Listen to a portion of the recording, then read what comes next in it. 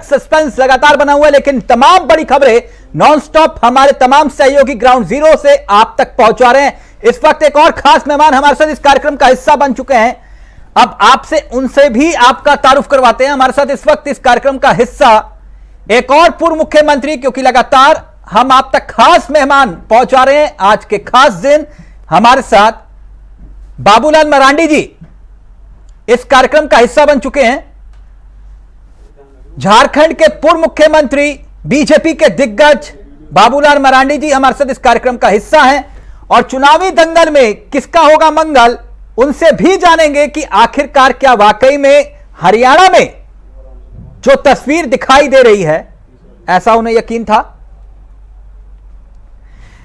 हमारे साथ बाबूलाल मरांडी जी आप स्क्रीन पर देख सकते हैं। मरांडी जी बहुत बहुत स्वागत है इंडिया वॉइस में आपका। बहुत बहुत धन्यवाद सर। सबसे पहले तो बधाई हो आपको। चलिए, उसके लिए भी आप सबको, आपके दर्शकों को हमारे ओर से बहुत बहुत बधाई है। सर सबसे पहले आपसे मैं जानना चाह रहा था कि ये जो नतीजे दिखाई दे रहे हैं हरियाणा के, ईमानदारी से उम्मीद थी? हरियाणा की चुनाव परिणाम यह बताता है कि हरियाणा की जनता ने सिर्फ और सिर्फ देश के प्रधानमंत्री आदरणीय नरेंद्र मोदी जी के ऊपर विश्वास किया और भरोसा किया, क्योंकि देश के जो विपक्षी दल है जिस प्रकार से देश को तोड़ने के लिए देशवासियों के बीच जाति और मजहब के नाम पर बांटने की षड्यंत्र करते हैं, लेकिन उस षड्यंत्र को वहां की जनता ने उसको विफल कर दिया। और देश के प्रधानमंत्री नरेंद्र मोदी जी की जो गरीब कल्याण की योजना है वो गांव के गरीबों की यहां तक पहुंची है और मोदी जी के जो भ्रष्टाचार अभियान को समाप्त करने की जो अभियान है उसमें हरियाणा की जनता ने मजबूती से साथ दिया है मोदी जी को।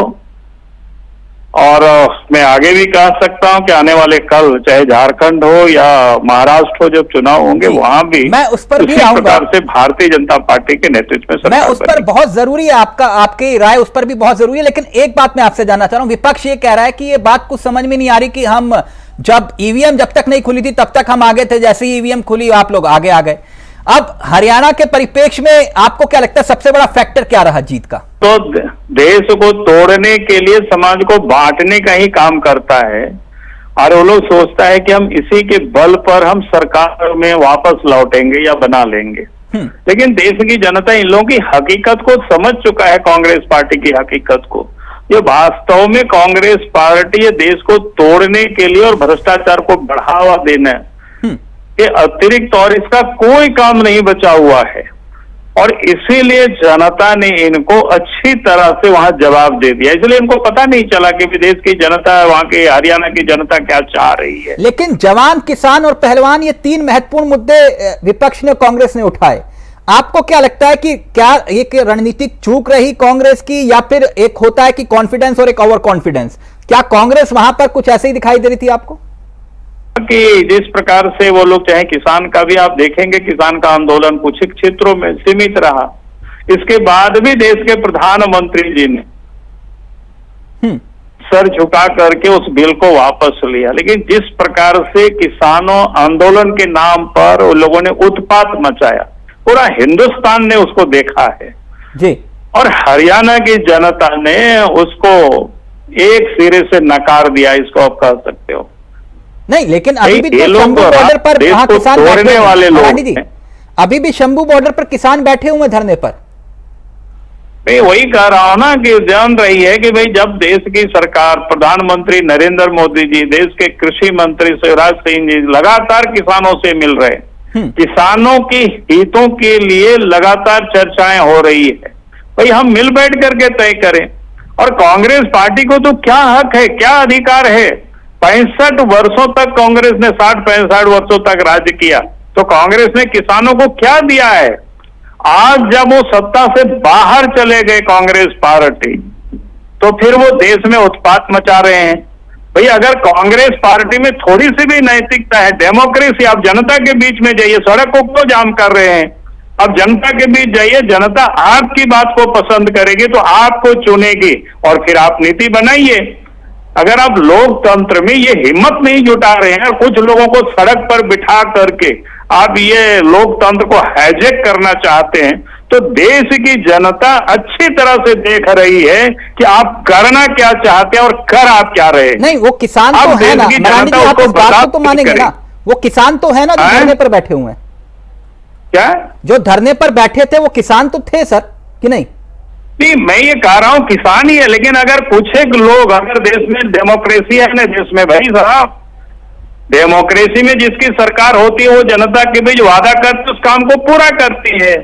अगर आपको लगता है कि जनता के हित में ये नहीं है तो सड़क को बाधित नहीं कर सकते, आंदोलन करिए, और 5 साल में चुनाव होता है, चुनाव के बीच जनता के बीच जाइए, बताइए कि सरकार ने गलत कानून बनाया है, हम इसको दुरुस्त करेंगे, हमको आप साथ दीजिए। हरियाणा की जीत का सबसे बड़ा फैक्टर क्या कांग्रेस लगता है पार्टी को समझ में आ गया कि हमारी सरकार बन नहीं सकती है, जनता साथ नहीं दे रही है, तो कुछ एक लोगों को लेकर के सड़क में बैठ जाना, देश को परेशान करना, अब देश की जनता इसे बर्दाश्त नहीं करेगी। आपको लगता है किसान आंदोलन की हार है जो आप लोग जीते? कह सकता हूं किसानों को देखिए, हर लोग तो पूरी चीजें नहीं समझ पाते हैं। अब ऐसे लोगों को फिर बाला फुसला करके कुछ एक लोगों का, पूरा हिंदुस्तान में कहां आंदोलन हो रहा है भाई? पूरा हिंदुस्तान तो शांत है, झारखंड शांत है, बाकी अब जितना भी देश का राज्य आप देख लीजिए सब जगह शांत है। आपके बगल में यूपी बहुत बड़ा राज्य है, पूरा राज्य शांत है, एक कोने में थोड़ा सा कुछ लोग जो अपने राजनीतिक रोटियां सेकते हैं, उन लोगों से भी तो मैं कहता हूं कि भाई आप डेमोक्रेसी को फॉलो करते हो, अगर लोकतंत्र को मानते हो तो जनता की अदालत में जाइए, चुनाव में जीत करके आइए, जो कानून आप बनाना है बनाइए, कौन रोकता है? आप ये कह रहे हो कि मतलब अगर आप जीत गए तो किसान आंदोलन हार गया? किसान आंदोलन से मेरा इसमें कोई नहीं, किसान आंदोलन है ही नहीं, ये कांग्रेसों के आंदोलन है। अच्छा, जो धरने पर बैठे थे वो कांग्रेस? पूरे भारतवर्ष में होता है, ये कांग्रेसियों ने कुछ लोगों को इकट्ठा करके आंदोलन कराते हैं। हाँ।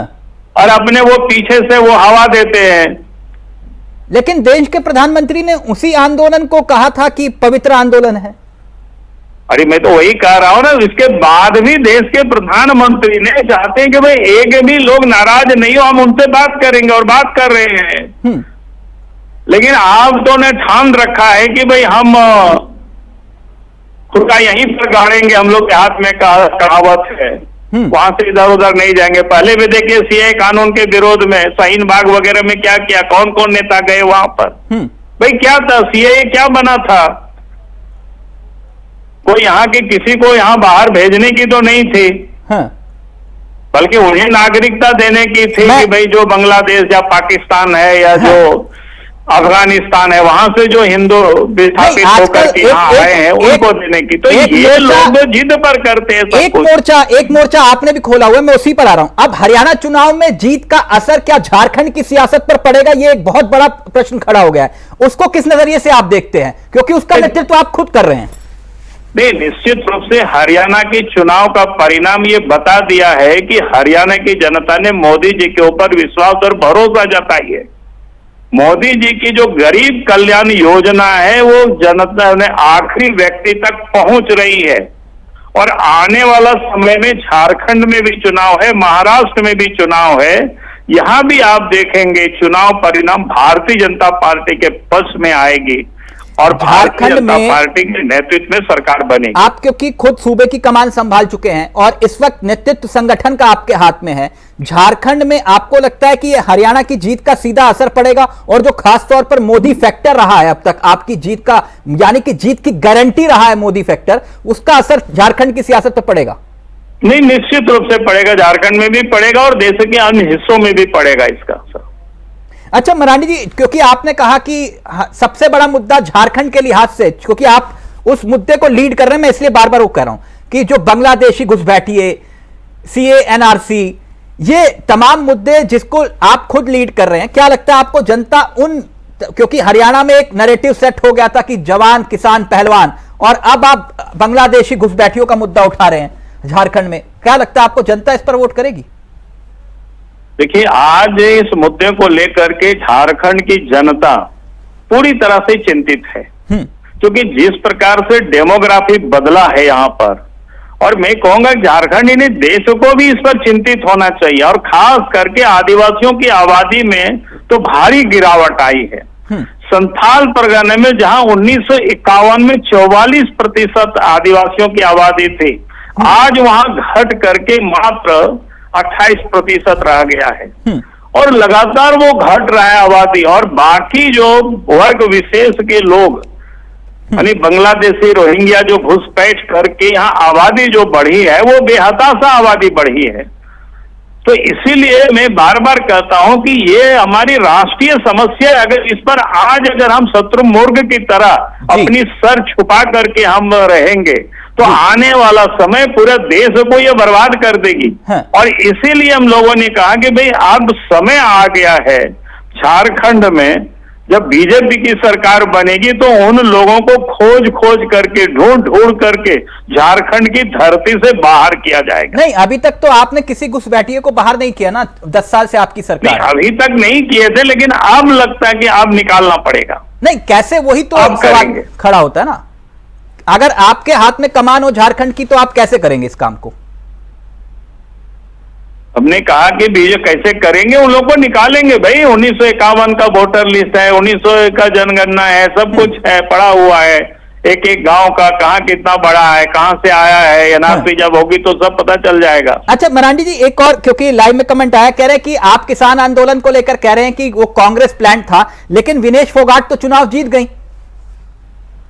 हमने कहा कि भाई एकाध कोई दो चुनाव जीतते हैं, या उससे आप ये नहीं कहेंगे कि लोकतंत्र में तो ऐसा होता नहीं है कि सबके सब एक ही पार्टी चुनाव जीतती है, कुछ लोग अपोजिशन भी चुनाव जीतते हैं। ये तो मैंने नहीं कहा कि भाई सबके सब सीटें जीतेंगे। नहीं, पहलवान बेटी चुनाव सब लोग एक ही प्रकार के सोचते हैं।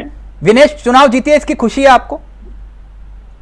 हमारी बधाई है, हमारी शुभकामना है, वो जीते तो अच्छा काम करे, जनता के लिए ठीक से करे। हाँ, लेकिन जम्मू कश्मीर में लोकप्रियता की राजनीति नहीं करे, बस इतना ही मेरा निवेदन है उनसे। बाबूलाल मरांडी जी, ये जम्मू कश्मीर में लेकिन क्या हो गया? आप 370 के बाद एक उम्मीद थी आपको। देखिए, जम्मू कश्मीर में पता ही है कि जम्मू में जो रिजल्ट आया है वो किसी से छुपा हुआ नहीं है। आप देख लीजिए जम्मू में हमें कितना सीटें आई और कहां कम आया, वो कश्मीर वैली में जी। तो कश्मीर वैली में जिस प्रकार से वोटिंग होता है वो पैटर्न किसी से कोई छुपा हुआ नहीं है।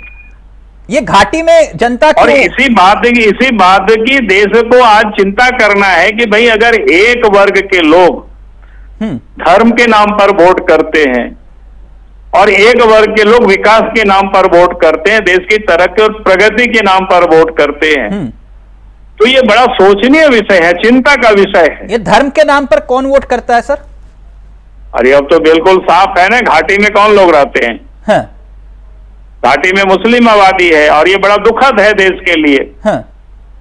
जो लोग मजहब के नाम पर वोटों को जो पोलराइज कराते हैं, अगर 80% जो हिंदू भी पोलराइज हो जाएंगे इस देश में, हाँ।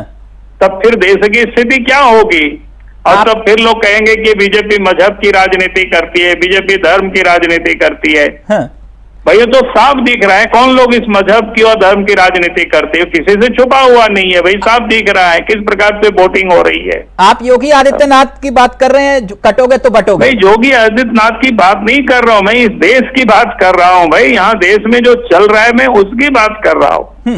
योगी आदित्यनाथ भी वही कह रहे हैं कि जो इस देश में स्थिति है, जो परिस्थिति देश में जो बनी हुई है, लोगों ने इसको बना करके रखा है वर्षों से, हाँ। उसी पर बात हो रही है। आपकी सीधी फाइट हेमंत सोरेन से मानी जा रही है, और खासतौर पे मैया योजना काफी ज्यादा जेएमएम कह रही है कि देखिए एक साथ जिस योजना का हम जिक्र कर रहे हैं वो धरातल पर उतरकर करिश्मा करने वाली है। आपकी क्या तैयारी है? 5 प्राण आपने भी लिए।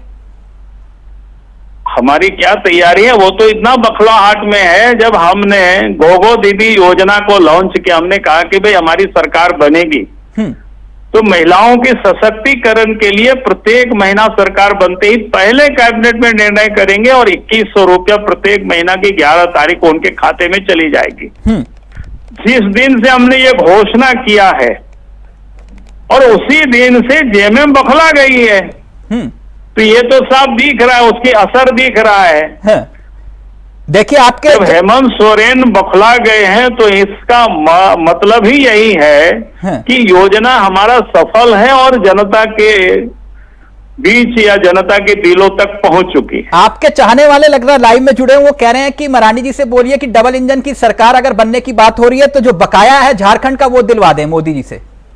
अरे मैं तो बार बार उनसे कहा कि भाई कौन सा बकाया, वो पूरा डिटेल तो जनता के सामने रखे, आज तक वो रखता ही नहीं है, खाली बोलता है इतना। हम बोले कब का बकाया है, क्या क्या मद में पैसा पड़ा हुआ है, ये कोई देगा ना उसका डिटेल? कोई बकाया नहीं है, वो 3-3 लाख हम भी मांग करेंगे, मदद करेंगे, लेकिन आज तक हम बोले कि अखबार में एक एक पेज का विज्ञापन निकालते हो, उसमें ही विज्ञापन निकाल दो कि भाई इस साल का इस मद का इतना पैसा बकाया है। तो बकाया तो है कि नहीं? सारी चीजें आप उसको डिटेल दे देना तो हम ही देश के प्रधानमंत्री से जाकर के मिल करके मंगा करके आपको दिला देंगे राजकोट। मरांडी जी बकाया है आप कुछ करते नहीं हो, खाली राजनीति कर रहे हो, 5 साल से यही बोल रहे हो 1,36,000। हम बोले काहे को है भाई, कौन सी का बचा हुआ है वो तो बताओगे ना एक एक करके। नहीं बकाया है कि नहीं, साल का बचा हुआ है, क्या बचा हुआ है, ये तो आज तक मैंने देखा नहीं है उसमें। आज तक मैं बार बार इस बात को बोलता हूँ। मतलब कोई झारखंड का बकाया नहीं है केंद्र के ऊपर? हमने कहा कि कोई बकाया, लेकिन जब हेमंत सोरेन जी जब कह रहे हैं तो हमने कहा कि एक पृष्ठ का विज्ञापन निकालो और उसमें लिखो कि किस साल का किस मद का कितना पैसा बकाया है। हम बात करेंगे देश के प्रधानमंत्री जी से और हमें पूर्ण विश्वास है अगर जिस दिन उन्होंने पूरे डिटेल निकाल करके देंगे हम देश के प्रधानमंत्री जी से बात करेंगे। लेकिन वो तो 3-3 लाख रुपए देने की बात कर रहे हैं। देश के प्रधानमंत्री उसको देंगे क्योंकि वो गरीब के लिए चिंता करते हैं, मरांडी जी गरीब राज्यों के लिए चिंता करते हैं। लेकिन वो तो 3-3 लाख रुपए देने की बात कर रहे हैं हर महिला को। अरे हम करें तो देना, वो तो कहे थे कि 72,000 रुपया साल में देंगे हमारी सरकार बनेगी, तो 2019 में घोषणा किया था। उन्होंने कहा था कि हमारी सरकार बनेगी तो 2,000 रुपया चूल्हा खर्च देंगे माँ बहनों को। उन्होंने घोषणा किया था कि भाई लड़कियों की शादी होगी सोने की सिक्का देंगे। उन्होंने कहा था कि 5 लाख नौजवानों को रोजगार देंगे, नहीं तो बेरोजगारी भत्ता 5,000 और 7,000 रुपया देंगे। कहां दिया भाई साहब? अच्छा मैं आपसे आखिरी सवाल पूछ रहा हूं क्योंकि वक्त भी आपके पास कम है और पूरा देश इस वक्त आपको सुन रहा है। हरियाणा की जीत में आप किसे क्रेडिट देंगे, पीएम मोदी को, सैनी को या फिर खट्टर जी को? देखिए सबको, और मैं तो पहले ही कहा कि हरियाणा की जनता ने मोदी जी के नेतृत्व पर भरोसा किया है और विश्वास किया है। लेकिन काम तो खट्टर जी गरीब कल्याण योजना आम गरीबों के यहां तक पहुंचा है, ये इसका एक जीता जागता उदाहरण है। और देश की हरियाणा की जनता ने जो देश की मोदी जी की सरकार जो भ्रष्टाचार को समाप्त करने की अभियान है उसमें जनता ने मोहर लगा दिया है। हमारे इस मंच के माध्यम से अगर हेमंत सोरेन जी को कोई, क्योंकि आप जानते हैं इंडिया वॉइस को बहुत लोग प्रेम करते हैं झारखंड में, क्योंकि एक मुहिम लगातार हम चलाते हैं और आगे आपकी भी अगर सत्ता आती है तो बाबूलाल मरांडी जी हमारी एक मुहिम है रोजगार बेरोजगारी, उस मुहिम को लगातार हम इंडिया वॉइस के इस मंच से उठाते हैं। हेमंत सोरेन जी को कोई संदेश देना चाहेंगे आप इस मंच से? अरे मैंने तो बार बार उनको संदेश किया, चिट्ठी मैं लिखते रहता हूं, लेकिन वो सुनता कहाँ है हमारी बात को। हम तो कहेंगे कि जो उन्होंने वादा करते कम से कम उसको तो ईमानदारी और प्रामाणिकता से पूरा करें। चलिए आज जलेबी का ऑर्डर तो दिया होगा सर आपने, क्योंकि हरियाणा में जलेबी बहुत चली है। नहीं, हम लोगों ने लड्डू का दिए हुए हैं। अच्छा जलेबी नहीं, चलिए थैंक यू सो मच। 7 बजे यहाँ पर सड़क में निकलेंगे थैंक यू सो मच, गाजे बाजे के साथ। चलिए थैंक यू सो मच, आज जश्न मनाइए आप। थैंक यू, बहुत बहुत धन्यवाद, बहुत बहुत शुक्रिया आपका। तो हमारे साथ सूबे के पूर्व मुख्यमंत्री झारखंड के बाबूलाल मरांडी जी प्रदेश अध्यक्ष, जो महत्वपूर्ण चर्चा में आज शामिल हुए और लगातार इंडिया वॉइस तमाम मेहमान एक एक करके आपके सामने आज इस कार्यक्रम का हिस्सा बना रहे हैं और सुबह से नॉन स्टॉप इंडिया वॉइस पर यह महाकवरेज लगातार जारी है। एक बिल्कुल छोटे से ब्रेक के लिए